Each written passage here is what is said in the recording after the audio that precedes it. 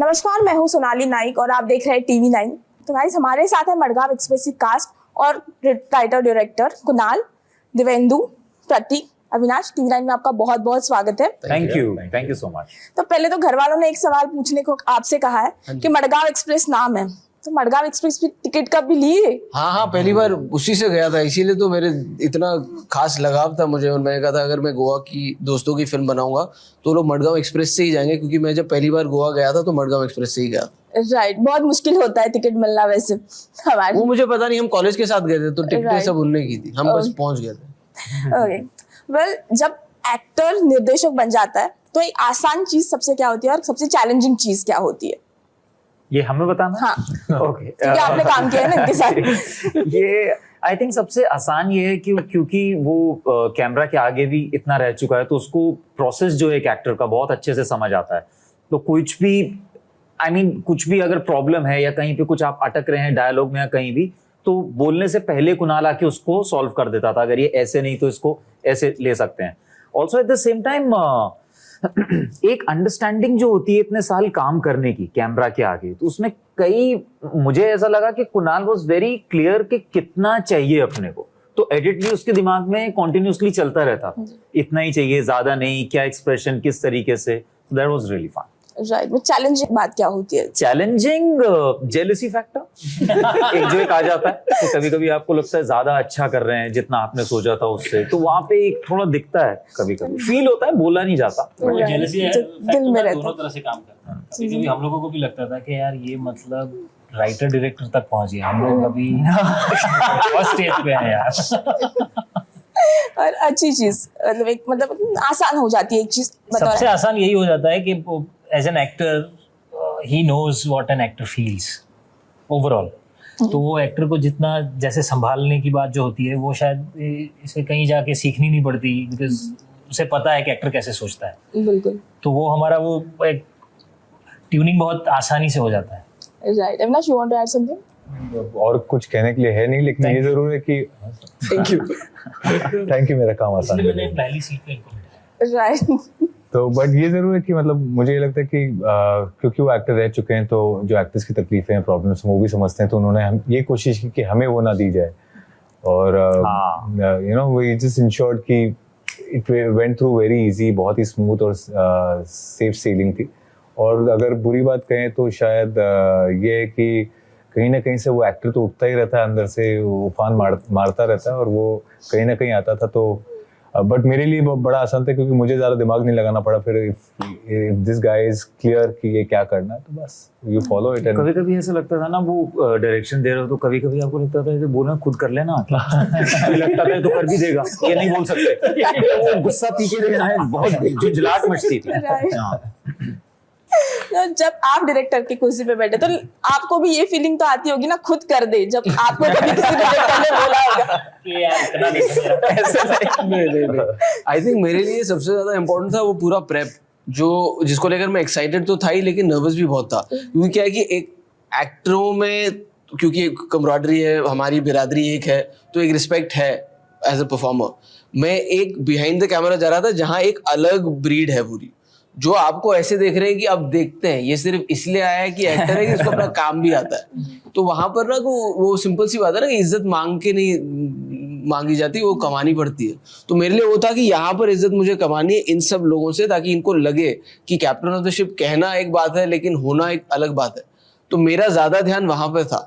तो इसीलिए जो पूरा प्रेप हुआ और जिस तरह से हम पूरी प्रेपरेशन जब हमारी चल रही थी कि ब्लॉकिंग को लेकर even to choose the technicians that I want to work with, that was very important and very nerve racking for me, क्योंकि वो it's all about making decisions as an actor. आप फिल्म देखकर कभी ये भी कह सकते हो कि यार ये बहुत अच्छा था लेकिन वो अच्छा नहीं था, तो आप कह भी देते हो हाँ यार काश इसकी राइटिंग अच्छी होती या ये सीन ऐसे डायरेक्ट किया होता। अभी वो मेरे पास वो सेफ्टी ब्लैंकेट नहीं है, अभी जो है वो यही है।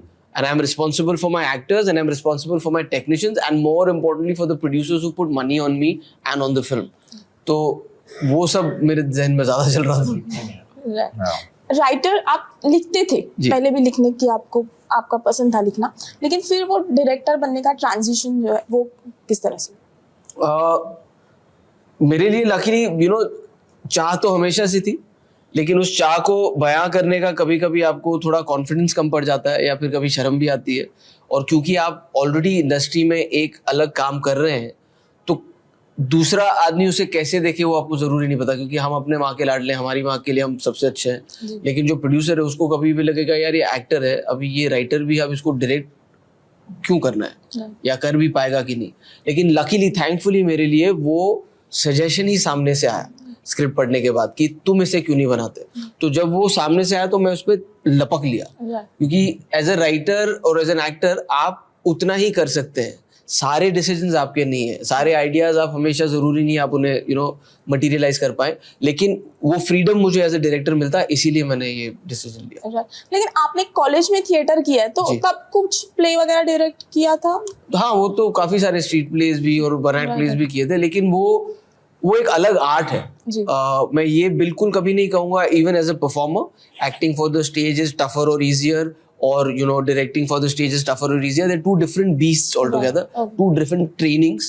But वहाँ का एक फायदा जो मुझे लगा वो ब्लॉकिंग में आता है कि अब आपके पास जब किरदार है वो इस सीन में कौन कब कहाँ जाएगा, उठेगा, बैठेगा, हाथों का क्या करेगा, जो सबसे बड़ा प्रॉब्लम होता है एक्टर का, और अगर कुछ प्रॉप्स हैं तो उनको किस तरह से यूज कर सकते हैं। आई थिंक वो कहीं ना कहीं हेल्प करता है वहाँ से। राइट। दिवेंदु, आपने कॉमेडी की है इससे पहले, देन आपने इंटेंस किरदार किए और फिर अब कॉमेडी की तरफ, क्या कॉन्शियस डिसीजन था थोड़ी समय तक इंटेंस रोल पे ही? हाँ जी बिल्कुल, क्योंकि कॉमेडी करने में मजा आता है, लेकिन वो एक काम अगर आप बार बार करते रहें तो मजा नहीं आता है। तो मेरे लिए बहुत इंपॉर्टेंट था कुछ और भी ट्राई करूं। लकीली वो ट्राई किया, लोगों को पसंद आया तो उसमें और भी मजा आया, तो अभी वापस आके कॉमेडी करने में बहुत ज्यादा मजा आ रहा है। राइट। और एक सवाल मैं पूछ रहा था, प्रोसेस क्या होती है, क्योंकि आपने कि हर किरदार है, एक आपका फैन बेस बन गया कि आपका नाम है तो वो देखना चाहते हैं वो प्रोजेक्ट, हर किरदार को प्रिपेयर करने का प्रोसेस क्या होता है? ये एक्चुअली बहुत डिफिकल्ट क्वेश्चन होता है for any actor to answer. मैं आपको ऑनेस्टली बताता हूँ कि एक क्लियर कट प्रोसेस नहीं होता है। आप बचपन से थिएटर करते आते हैं या आपकी कोई और ट्रेनिंग होती है, तो मुझे ऐसा लगता है धीरे धीरे हर एक एक्टर का एक सॉफ्टवेयर कहीं ना कहीं अंदर बन जाता है। उसमें जब आपको एक नई स्क्रिप्ट आती है, आप उसको पढ़ते हैं तो वो ऑटोमेटिकली जाके शेप ले लेता है। तो ये सिर्फ एक क्लियर कट प्रोसेस नहीं है जिससे आप करेंगे और आप कैरेक्टर बना सकते हैं।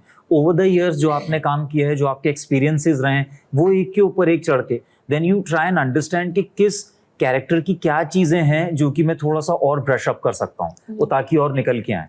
सो इट्स लाइक स्कल्पटिंग, वो एक रॉक है आपके सामने, आप उसको कैसे देखते हैं, कैसे उसको तराशना चाहते हैं, वो that's your interpretation of the character.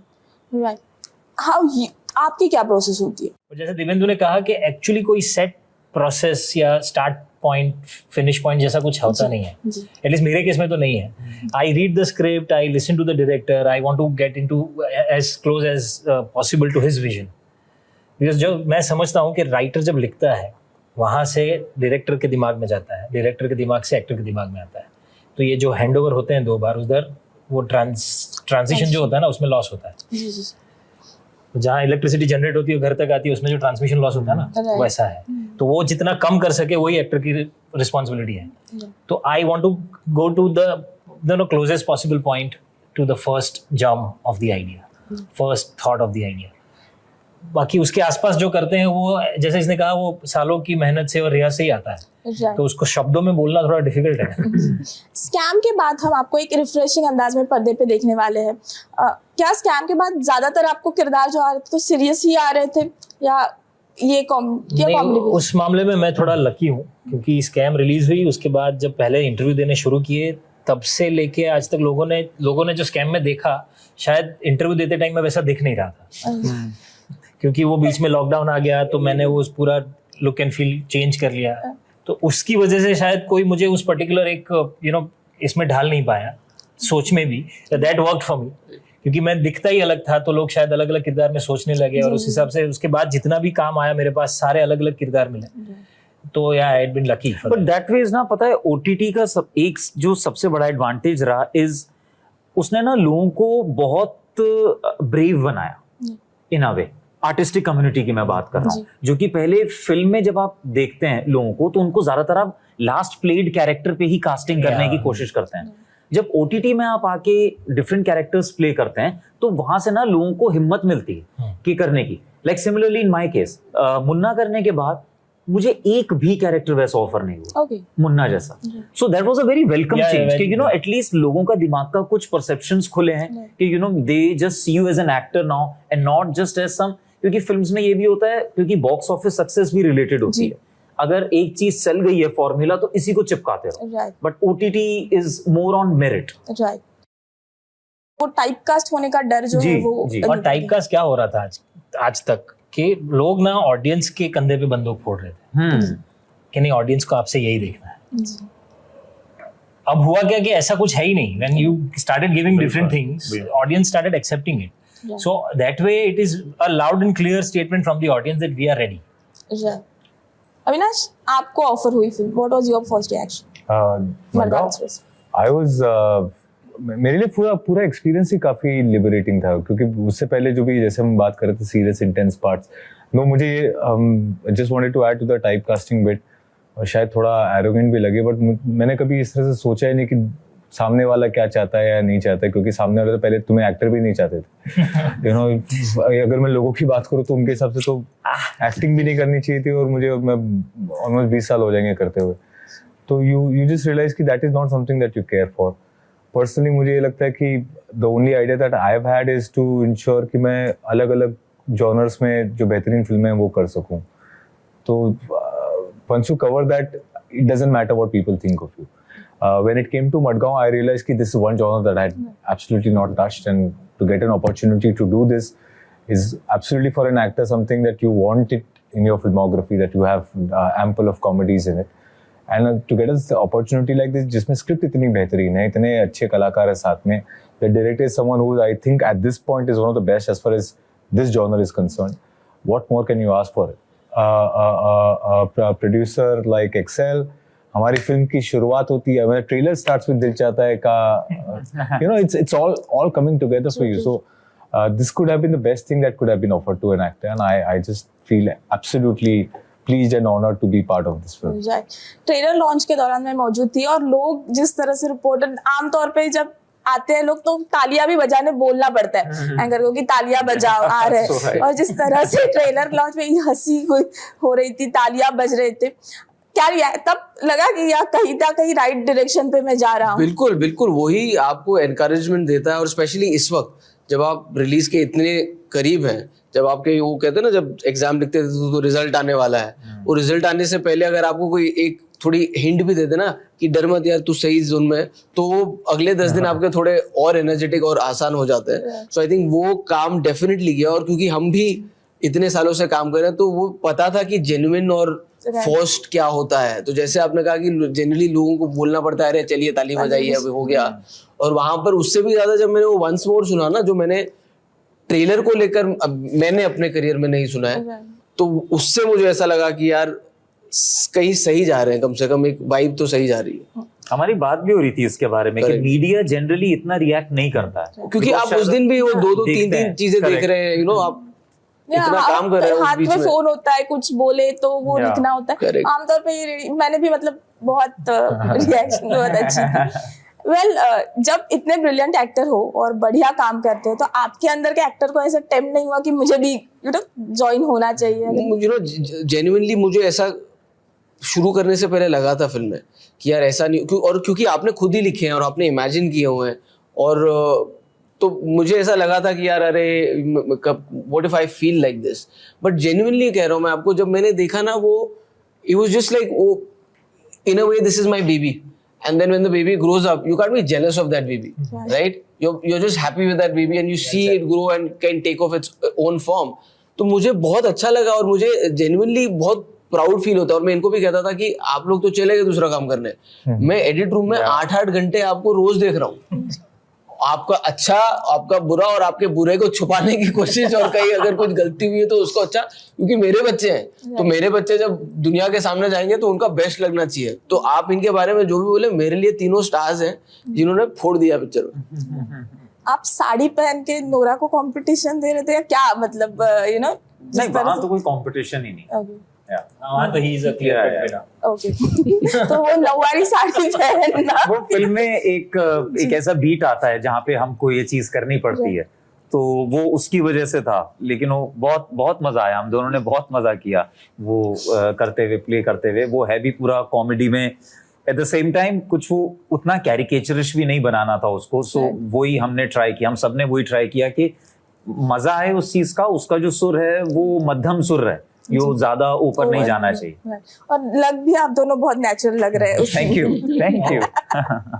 Okay, समय कम है हमें, मैं एक पूछना चाहती हूँ उपेंद्र लिमन की कास्टिंग, यहाँ पे कास्टिंग जो है वो किस तरह से हुई उनकी, क्योंकि अब जाके वो एनिमल के बाद एक बड़ा अलग लेकिन नाम मेरी बना। पिक्चर बहुत पहले शुरू हो गई थी। ये उपेंद्र लिमन एक्चुअली सबसे पहले इंसान है जो मिले बगैर कास्ट हो चुके थे, क्योंकि जब मैं लिख रहा था, मैंने उनके साथ काम किया था ट्रैफिक सिग्नल में, उनका काम मैंने देखा है, मुझे उनका काम बहुत पसंद है और मुझे उनकी आवाज़ बहुत पसंद है।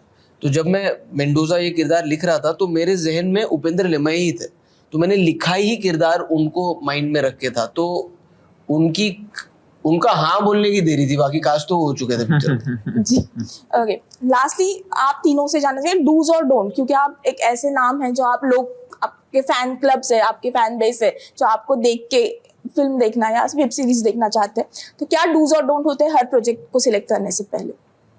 Do's, I think it all starts with the script. Definitely, if it's there on paper only, then it can come on screen. वो बहुत जरूरी है, और एक अच्छे प्रोड्यूसर का होना बहुत जरूरी है। इस केस में जब एक्सेल जैसा नाम आपके प्रोजेक्ट के साथ जुड़ता है तो आपको पता है वो आपको सब चीजें मुहैया कराएंगे जो उस फिल्म को बनाने के लिए जरूरी है। मेरे लिए ना ये creating characters, that entire process is very spiritual, it has always been spiritual. तो I try to be true to the first thought that comes when I listen to the script और when I read the script. अगर वो वहाँ पर कहीं पर एक थोड़ा सा भी लगता है कि नहीं, तो फिर वो एक्चुअली नहीं बनता है। और उस हिसाब से मैंने जितने डिसीजन आज तक लिए हैं, मुझे एक बार भी ऐसा नहीं लगा कि अरे मुझे इसको कर लेना चाहिए था और इसको मैंने क्यों मना किया या मैंने क्यों किया। तो for this process works for me at least. Right, मेरे लिए I mean script is the foundation, so that is the most important thing. लेकिन धीरे धीरे मुझे ऐसा लग रहा है कि मुझे समझ में आया कि सिर्फ स्क्रिप्ट और अपने कैरेक्टर को ही ना इम्पोर्टेंस दें। एक फिल्म बनती है, बहुत सारे लोग आते हैं इसमें, और यू इवेंचुअली रियलाइज कि एक्टर का काम बहुत ही छोटा होता है एक फिल्म में, भले ही हमें क्रेडिट बहुत मिले। तो ये जो लोग आते हैं वो कौन से लोग आए हैं, ये भी बहुत अहमियत रखती है। I think for me that has also become an important part in taking a decision. So script है, उसके बाद मैं अगर कहूँगा कि कौन बना रहा है इसे, कौन ये कहानी कहना चाहता है, किनके साथ ये काम हो रही है, ये सारी चीज़ें मिलकर एक फिल्म बनती है। और अगर ये सारी चीज़ें सही लगती है, I will go ahead and make it. I would want to do it. On that note, lastly, 4 reasons to watch Madgaon Express to fan. One each. बैठे चारों बैठे आप चारों रीजन यहाँ पे। 4 very good reasons you have. Yeah. I think एक तो comedy है, काफी टाइम के बाद आ रही है। दोस्तों की बात है जो मतलब हम किसी भी एज ग्रुप में रहे हैं, we always will want to watch something like this.